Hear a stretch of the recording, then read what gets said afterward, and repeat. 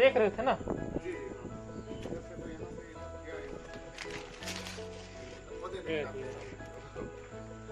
ये देखिए एक कोवन कुकरी, और इसे ही लोग सामान्यतः कॉमन करेट समझ लेते हैं।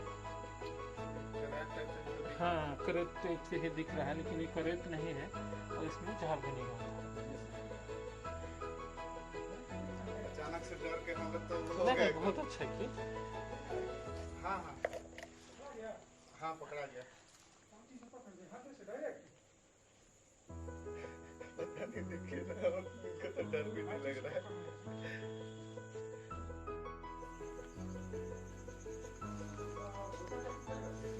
मुझे चलेगा थोड़ा दिन के लिए तो चलिए, उसके बाद तो छोड़ देंगे।